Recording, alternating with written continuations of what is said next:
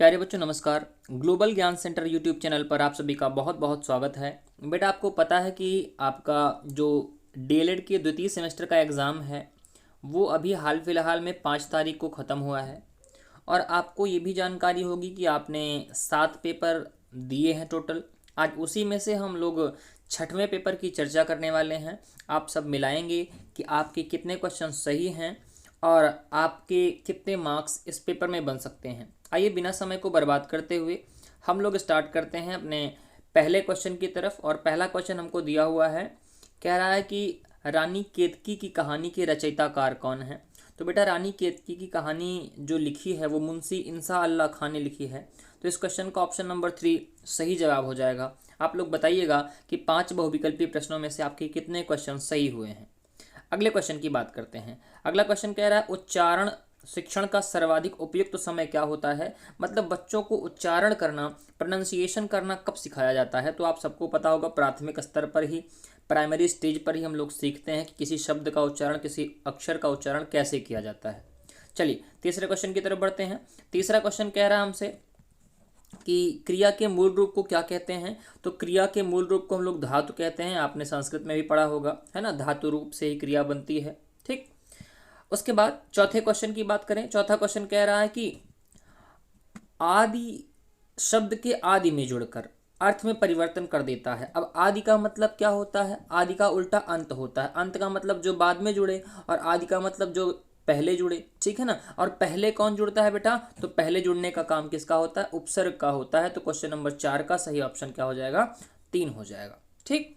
अगला question number 5 कह रहा है कि जो शब्द समान अर्थ रखते हैं उनको क्या कहते हैं। अब शब्द से ही पकड़िए, समान अर्थ रखने वाले क्या कहलाते हैं बेटा, समानार्थी कहलाते हैं। तो आपको बताना है कि आपके 5 क्वेश्चंस में से कितने आंसर सही हुए हैं। ठीक है ना। आप हमको यहाँ पर अपना स्कोर लिखेंगे और बताएंगे कि हाँ आपके कितने मार्क्स आए हैं आउट ऑफ 5 में। आइए अति लघुत्तरीय प्रश्नों की तरफ बढ़ते हैं। अति लघुत्तरीय प्रश्नों में सबसे पहला प्रश्न कह रहा है कि लिखित अभिव्यक्ति के 2 उद्देश्य बताइए। अब लिखित अभिव्यक्ति का 2 उद्देश्य क्या है। पहली चीज की मान के चलो कि आप ये लिख सकते हो कि समझ में शुद्धता आती है। ठीक है ना।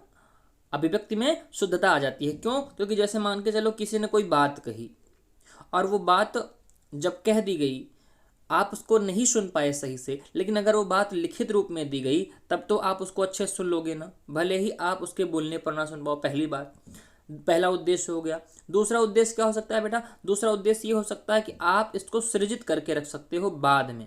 ठीक है ना। बाद में सृजित करके रखने का मतलब कि जैसे आज मैंने कोई बात बोल दी और कल को मैं अपनी बात से मुकर गया, लेकिन अगर मैंने आपको वो लिखित रूप में दे रखा है ना तो आपने उसको भविष्य के लिए सृजित करके रख लिया। ठीक है। जैसे बहुत सारे पुराण वगैरह लिखे हुए हैं, तो संविधान लिखा हुआ है। ठीक। तो आप झुठला नहीं सकते उसको। तो ये आपके क्या हो जाएंगे, 2 उद्देश्य हो जाएंगे। ठीक। आइए अगले क्वेश्चन की बात करते हैं। कह रहा 7वां क्वेश्चन, अर्थ की दृष्टि से शब्द कितने प्रकार के होते हैं, या फिर शब्द के 2 भेद बताइए। दे भी दिया है 2। तो पहला कौन सा हो जाएगा बेटा, पहला हो जाएगा सार्थक जिसका कोई अर्थ हो, और दूसरा क्या हो जाएगा, निरर्थक। ठीक है ना। निरर्थक में कैसे, जैसे हमने कह दिया पानी वानी, क्या कहा हमने, पानी वानी। अब पानी वानी में पानी सार्थक हो गया और वानी निरर्थक हो गया। ठीक। ऐसे ही हमने कह दिया रोटी वोटी, क्या कहा हमने, रोटी वोटी। अब रोटी वोटी में रोटी क्या हो गया, सार्थक हो गया, और वोटी क्या हो गया, निरर्थक हो गया। ठीक है। तो यही आपको लिखना था, 1 नंबर आपको मिल जाता। अगले क्वेश्चन की तरफ बढ़ते हैं। कह रहा योजक चिन्ह का प्रयोग करते हुए 2 उदाहरण लिखिए। तो फटाक से आप 2 उदाहरण क्या दे सकते हो। जैसे हमने दे दिया माता पिता, क्या दे दिया, माता पिता। और क्या दे सकते हैं, लाभ हानि दे सकते हैं। ये सब क्या है, योजक चिन्ह का ही तो यहाँ पर उपयोग हो रहा है, तो ये आप दे सकते हो। ठीक। सेंटेंस लिखना है, सेंटेंस लिख सकते हो, हमें अपने माता पिता की सेवा करनी चाहिए। हाँ, लाभ हानि व्यापार का हिस्सा है, ऐसे करके आप इसको लिख सकते थे और आपको 1 नंबर फटाक से मिल जाता। ठीक है ना। अगले क्वेश्चन की तरफ बढ़ते हैं। अगला क्वेश्चन कह रहा है कि भाववाचक संज्ञा किसे कहते हैं। तो संज्ञा का वह रूप जिससे किसी व्यक्ति के किसका, गुण का, ठीक, दोष का, अवस्था का इत्यादि का पता चले, वो क्या कहलाती है, भाववाचक संज्ञा कहलाती है। कह रहा 4 उदाहरण दीजिए। तो आप 4 उदाहरण में क्या दे सकते थे, ईमानदारी दे देते, ठीक, प्यार दे देते, ठीक, घृणा और क्रूरता।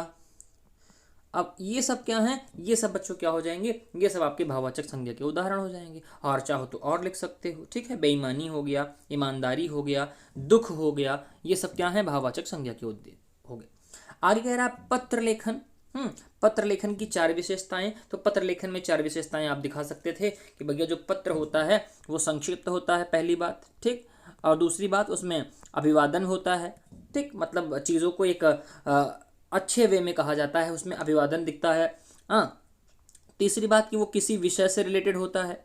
चौथी बात, वो या तो आप ये कह सकते हो कि किसी सूचना को देने के लिए या फिर कोई प्रार्थना के लिए इस्तेमाल किया जाता है। तो ये आपके 4 क्या हो गए, विशेषताएं हो गई। बात समझ में आ गई ना। आइए अगले क्वेश्चन की तरफ बढ़ते हैं। अगला क्वेश्चन हमसे क्या कह रहा है बेटा, अगला क्वेश्चन हमसे कह रहा है कि पंच परमेश्वर कहानी किसने लिखी। तो पंच परमेश्वर कहानी को उपन्यास सम्राट मुंशी प्रेमचंद जी ने लिखा था, ठीक है ना। तो इस क्वेश्चन का सही जवाब क्या हो जाएगा, मुंशी प्रेमचंद हो जाएगा, बात खत्म। चलिए आगे अगले क्वेश्चन की तरफ बढ़ते हैं। अगला क्वेश्चन हमसे क्या कह रहा है, अगला क्वेश्चन है कहानी शिक्षण की प्रमुख विधियों का उल्लेख कीजिए। तो ध्यान दीजिएगा, पहली बात कि 5 आपके क्या आते हैं बेटा, बहुविकल्पी आते हैं। 6 आपके क्या आएंगे, अति लघुत्तरी आएंगे, ये भी 1 नंबर का होगा, ये भी 1 नंबर का होगा। फिर 7 प्रश्न क्या होंगे, 7 प्रश्न आपके लघुत्तरी होंगे जो कि 2-2 नंबर के होंगे। तो अब इन 7 प्रश्नों को हम लोग फटाफट देखते हैं। कह रहा है कहानी शिक्षण की प्रमुख विधियां क्या हैं। तो बेटा कहानी शिक्षण की जो प्रमुख विधियां हैं उनमें आप बहुत सारी विधियों का आप उल्लेख कर सकते हो। जैसे हमने कह दिया चित्र विधि कह दिया, ठीक है ना, चित्र विधि हो गया। हाँ, उसके बाद फिर कहानी कथन विधि हो गया, कहानी कथन विधि हो गया।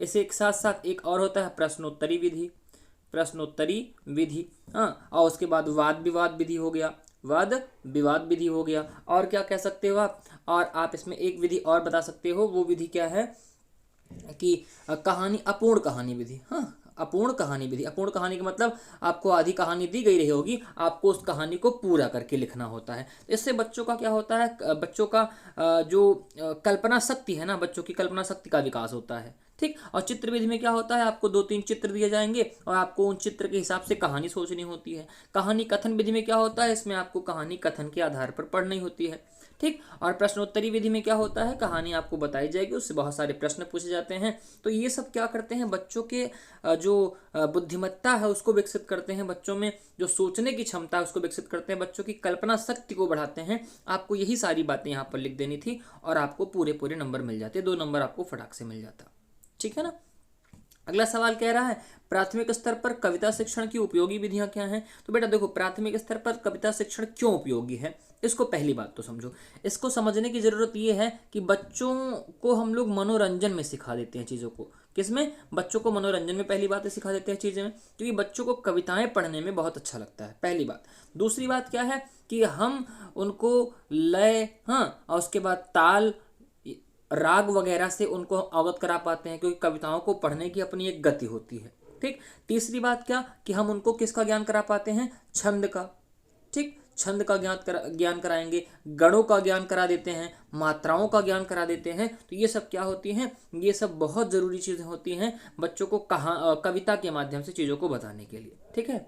आगे बात करते हैं, कह रहा समास के कितने भेद हैं। आप सबको पता भी होगा बेटा, समास के 6 भेद हैं। कौन कौन सा हो जाता है, अव्ययी भाव, ठीक है ना, अव्ययी भाव हो गया, तत्पुरुष हो गया, उसके बाद कर्मधारय हो गया, ठीक, कर्म धारय, सबके बारे में भी बताऊंगा, परेशान मत होइए। उसके बाद द्वंद्व हो गया, ठीक, द्वंद्व के बाद द्विगु हो गया, द्विगु के बाद क्या हो जाता है, बहुब्रीहि हो जाता है। चलिए एक एक के बारे में सीखते हैं, ध्यान से देखो।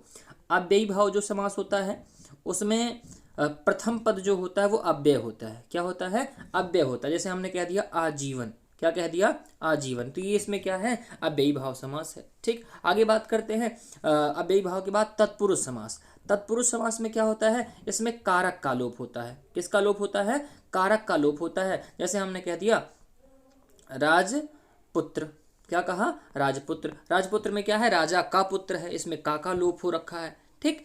और उसके बाद फिर हमने कहा कर्मधारय। कर्मधारय में क्या होता है बेटा, कर्मधारय में विशेष और विशेषण होता है। क्या होता है, विशेष्य और विशेषण, ठीक।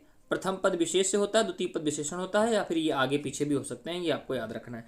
अब विशेष विशेषण में हमने कह दिया, जैसे नीलकमल कह दिया, क्या कह दिया? नील कमल। इसका मतलब क्या है? नीला है कमल। तो कमल कैसा है? कमल नीला है। ये कमल क्या हो गया? विशेषण, विशेष्य हो गया। और नील क्या हो गया? विशेषण हो गया। बात समझ में आई? अच्छा, उसके बाद फिर आगे बात क्या है? द्वंद्व समास की।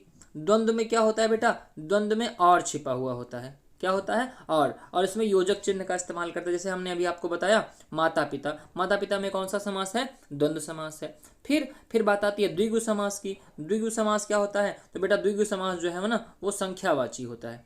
क्या होता है? संख्यावाची। संख्यावाची का मतलब क्या? जैसे हमने कह दिया चौराहा। क्या कहा? चौराहा। तो चौराहा क्या हो गया? द्विगु समास इसमें हो गया। ठीक। फिर आगे बहुब्रीहि समास है। बहुब्रीहि में क्या होगा? तो बहुब्रीहि भैया अलग अर्थ बताता है, तीसरा अर्थ बताता है, तीसरे की तरफ इशारा करता है। ठीक है ना? जैसे हमने कह दिया त्रिनेत्र। क्या कह दिया? त्रिनेत्र। या फिर नीलकंठ कह दिया। ठीक, नीलकंठ कह दिया। या फिर चतुर्भुज कह दिया। ये सब देखो शिव की तरफ इशारा कर रहा है। तो ये सब क्या हो जाते हैं? बहुब्रीहि समास हो जाते हैं। आगे चलें। आगे कह रहा उपसर्ग और प्रत्यय में अंतर स्पष्ट कीजिए। तो ध्यान से आपको देखो लिखना कैसे होता था। यहाँ पर आप उपसर्ग लिख लेते ऐसे, और इधर क्या लिख देते? प्रत्यय लिख देते। अब आप बताते, पॉइंट देते कि भैया शब्द के पहले जुड़ता है कौन? उपसर्ग। ठीक, वे शब्दांश जो किसी शब्द के पहले जोड़कर उनके अर्थ को बदल दें वो उपसर्ग कहलाते हैं। और ये शब्द के बाद में जुड़ता है, ये आप बता सकते थे। दूसरे में आप उदाहरण दे देते। जैसे हमने कह दिया कि जन्म, हमने लिखा जन्म और यहाँ पर आ उपसर्ग लगा दिया, आजन्म हो गया। हमने लिखा यहाँ पर मित्र और इसमें लास्ट में क्या लगा दिया? ता लगा दिया, मित्रता हो गया। ठीक, और लिखना था तो आप और लिख सकते थे। जैसे मैंने कह दिया कि कुछ भी कह दो, कार, हमने कहा कार, और कार में क्या लगा दिया? अभिकार हो गया। ठीक, ये आपका उपसर्ग हो गया। फिर हमने कह दिया कि कड़वा, यहाँ पर क्या लगाया? कड़वा लिखा। कड़वा में हमने यहाँ पर लिख दिया आगे हट प्रत्यय लगाया, कड़वा हट हो गया। तो ये आपके उपसर्ग और प्रत्यय हो जाते, एक एक नंबर दोनों दो के मिलते, आपको 2 नंबर यहाँ मिल जाते। फिर आगे कह रहा है विराम चिन्हों के प्रकार लिखिए। तो बेटा विराम चिन्हों को कामता प्रसाद गुरु ने कहाँ से लिया था? कामता प्रसाद गुरु ने लिया था इंग्लिश से। ठीक है ना? ये आपको याद रखना है पहली बात। हाँ, विराम चिन्हों की बात करें तो आप बता सकते थे। जैसे मैं आपको बताता हूँ, सबसे पहला विराम चिन्ह क्या हो जाता है? पूर्ण विराम, ऐसे लगाते हैं। फिर ये आपका क्या हो गया? अल्प विराम हो गया। ठीक है ना? मैं बताते चलता हूँ एक एक करके। ये पूर्ण विराम हुआ बेटा, ये आपका अल्प विराम हो गया, ये अर्ध विराम हो गया। ठीक है ना? ये योजक चिन्ह हो गया, ये आपका प्रश्नवाचक चिन्ह हो गया, ये विस्मयादिबोधक चिन्ह हो गया।